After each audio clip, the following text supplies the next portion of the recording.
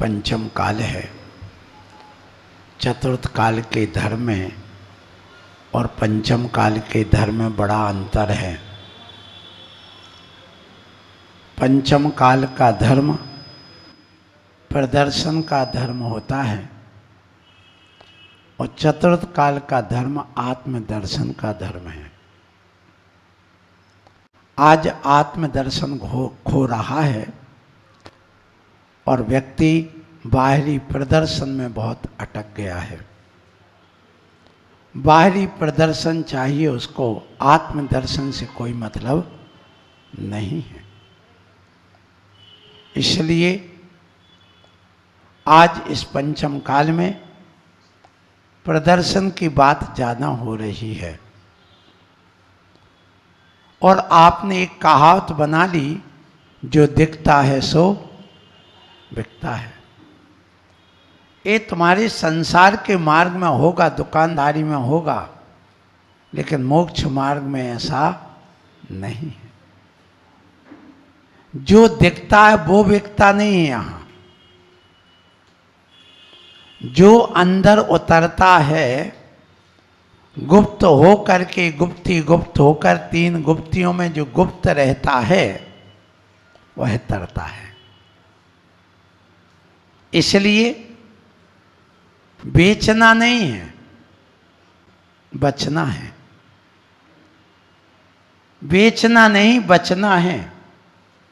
धर्म को बेचो मत, धर्म को बचाओ, ये कहूंगा। ये धर्म ऐसा धर्म है जो भीड़ से बचने का धर्म है। ये धर्म ऐसा धर्म है जो अंदर उतर जाने का धर्म है। यहाँ पर अर्थ की नहीं, परमार्थ की बात की जाती है। यहाँ पर जो भी बात है वो अर्थ पुरुषार्थ यहाँ नहीं चलता। अर्थ पुरुषार्थ आप अलग करिए। इसलिए पंचम काल का धर्म अर्थ का धर्म हो गया है, परमार्थ का कम हो गया है। जहां देखो वहां पर हाय पैसा, हाय पैसा, हाय पैसा। मंदिर में भी आओगे तो जो महाराज तुम्हारे लिए पैसा इकट्ठा करवा दे, वो महाराज बहुत अच्छे हैं। तो बताइए, इस पंचम काल में अर्थ का धर्म है कि आत्मा की बात करने का परमार्थ का धर्म है। कितने लोग आकर पूछते, भगवान गुण स्थान किसे कहते हैं, लब्धि स्थान किसे कहते हैं, जीव का कल्याण कैसे होगा, ये सात तत्व में मोक्ष तत्व का स्वरूप क्या है, मैं पूछना चाहता हूँ। कितने लोगों ने आकर के इतने चातुर्मास में पूछा कि मोक्ष का स्वरूप क्या है, आत्मा का वैभव क्या है, आत्मा की संपत्ति क्या है, आत्मा का गुण धर्म क्या है, आत्मा का स्वरूप क्या है, आत्मा में उतरने की साधना क्या, आत्मा से परमात्मा बनने की साधना क्या। कितने लोगों ने पूछा, जरा मैं पूछता हूं यहाँ। जब तुम पूजा करते हो, कितने लोग हैं जो वहां पर पूजा करते करते उस अष्टम वसुधा पाने को, वो आठवीं पृथ्वी तुम्हारे आंखों में, हृदय में झलक जाए। कितने लोगों को झलकी, जरा बताइए। कितने लोगों को अपनी वो आत्मा सिद्ध रूप में झलकी, जरा मुझे बताइए। कितने लोगों को वे अरहंत परमेष्टि समोषण में बैठे हुए झलके। मैं पूछता हूं, इसका मतलब क्या हुआ? ये पंचम काल का धर्म है। इस पंचम काल के धर्म में बस बाहरी प्रदर्शन, बाहर बस का देखने के अलावा कुछ नहीं है। क्योंकि जो दिखता है सो बिकता है। किसको बेच रहे हो, जरा विचार करना। हाँ, यदि हमारे महाराज बैठे हुए हैं भूदत्त सागर जी, ये प्रवचन करके मौन अपने कमरे में बैठे हो, काहे के महाराज कुछ बोलते ही नहीं, जानते नहीं, ये तो बुद्धू हैं, जाकर जरा देखो, उनसे बात करो, गुण स्थान किसे कहते हैं, तब वो बताएंगे। क्योंकि साधु का स्वभाव दीपक की तरह नहीं, जुगनू की तरह होता है। अब दीपक में और जुगनू में क्या अंतर है? जमीन और आसमान का अंतर है। दीपक दूसरों को तो प्रकाश करता, लेकिन स्वयं अंधेरे में रहता है। कहते दीपक तले अंधेरे। मनोज भैया, दीपक तले अंधेरा, तो कहीं दीपक तले अंधेरा तो नहीं है? ये सोचने और विचारने की बात है। इसलिए मैं कहना चाहता हूं, अब देखिए, जो जुगनू होता है वह जुगनू बाहर से उसका प्रकाश नहीं दिख रहा है, लेकिन जब वह उड़ान भरता है तो उसकी चमक दिख जाती है। जब वो श्वास लेता है उसकी चमक दिख जाती है, उसका प्रकाश दिख जाता है। बाकी वो अपने आप को प्रदर्शित नहीं करता कि मैं अंदर से प्रकाशित हूं।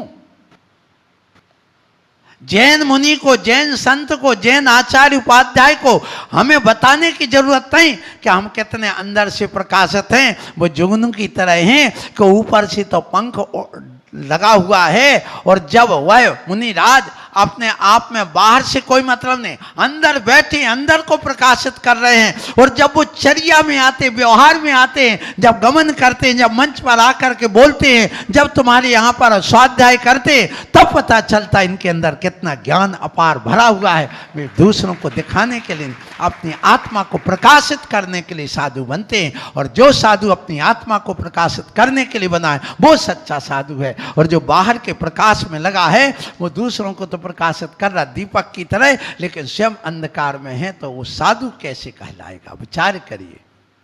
इसलिए साधु की परिभाषा समझो आप लोग, साधु का स्वरूप समझिए, साधु की अपनी एक बात समझिए। इसलिए यहां पर कहा जा रहा है कि जैसे वह जुगनू है, अंदर से जब उड़ान भरता है, श्वास लेता है तो प्रकाशित होता है, ऐसे साधु जब चर्या करता, प्रवचन करता, तब पता चलता कि ज्ञानी है, अन्यथा बुद्धू बना एक कोने में बैठा रहता है।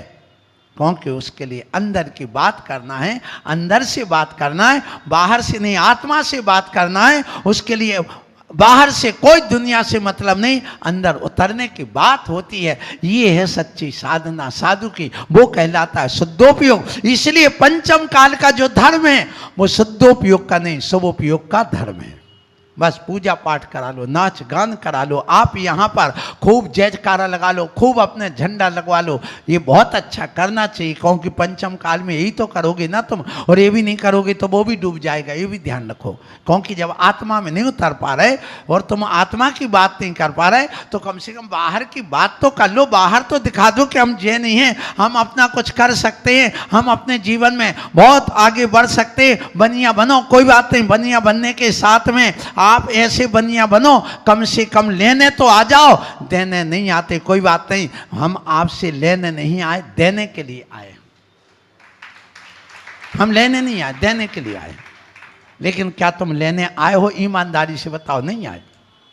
नहीं आए। कितने लोग हैं जो आए हों? छिपी टोला में 400 परिवार हैं, 400 परिवार में मात्र 40 लोग हैं जो लेने के लिए आए। हम तुम्हारी गिनती नहीं करते, तुम तो छाया हो। क्या कह रहा हूं? छाया ओरिजिनल होती है क्या? नहीं होती। आप खड़े हो जाओ, एक छाया बन जाती बाजू में, तो ओरिजिनल तो पुरुष हुआ ना, तुम तो छाया के रूप में हो, अर्धांगिनी हो, पीछे पीछे चलने वाली हो। तुम्हारे लिए मोक्ष में ऐसे नहीं मिलना इस पर्याय से, आगे जब पुरुष बनोगे तब मिलोगी। तो मोक्ष मार्ग पुरुष प्रधान है, तुम्हारे लिए तो शुभोपयोग की बात है, तुम्हारे लिए तो पंचम गुण स्थान तक की बात है, तुम्हें तो वो संयमा संयम तक की बात है। महाव्रत तो बहुत बड़ी बात की बात होती है। इसलिए मैं कहता हूँ इनकी बात करना हूँ, मैं दाढ़ी मूछ वालों की बात कर रहा हूँ, सींग पूंछ वालों की बात मैं नहीं करता हूँ, और जो घर में रहने वाले उनकी बात नहीं कर रहा हूं, जो निकल जाए मोक्ष मार्ग पे मैं उनकी बात कर रहा हूं। इसलिए ध्यान रखना, आप लोग हैं लेने के लिए आ जाओ, लेकिन आप लेने के लिए कहां आते मुझे बताइए। कितने लोग हैं, मैं कल से और देख लूंगा। आपने तो बुलाया, महाराज चलो, महाराज चलो, महाराज चलो, मैं आया हूं और आकर के देख रहा हूं यहां पर बहुत अच्छा लग रहा, खूब अच्छी आगवानी करी, मेरा आशीर्वाद तुमने बहुत प्रभाव न करी। लगा के हाँ छिपी टोली आया हूँ, लगा के हाँ यहाँ 3 हमारे शिवदत्त सागर जी, पद्मदत्त सागर जी, और कौन से? हेमदत्त सागर जी महाराज ने चातुर्मास किया है, आलू का त्याग कराया उन्होंने सबका। बिल्कुल ये ध्यान रखिएगा। इसलिए मैं कहना चाहता हूं कि तुमने यहाँ बहुत अच्छा किया, अगवानी कर ली, सब कुछ है। अब हम देने के लिए हैं, आप तो लेने के लिए आ गए थे, अब हम देने के लिए आए हैं। आपने बुलाया महाराज चलो, महाराज चलो, मैं आया हूं देने के लिए। अब कितने लोग आते लेने, ये आपके ऊपर है। जुलाई जो आपको पसंद आए सो कर लेना। दशा ये है, तो अभी सच्चे बनिया नहीं बने। सच्चे बनिया कैसे होते? जो लेने के लिए कभी पीछे नहीं हटता है। क्यों?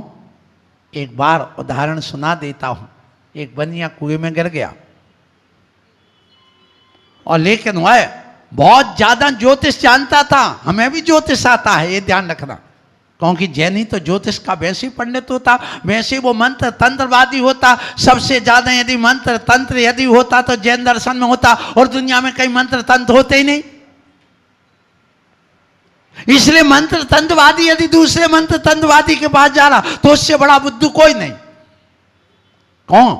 ये बताइए, सुबह से उठ करके वो कौन सा धर्म है जब उठते ही बेटे को कहते चांटा मार के 9 बार मंत्र जपो, नमन, उठ करके जपते हो, भोजन करो, 9 बार मंत्र जपो, सो 9 बार मंत्र जपो। तो सबसे ज्यादा मंत्र का महत्व कहां है? तो तुम क्षण क्षण में मंत्र जपते हो तो मंत्रवादी हो गए कि नहीं?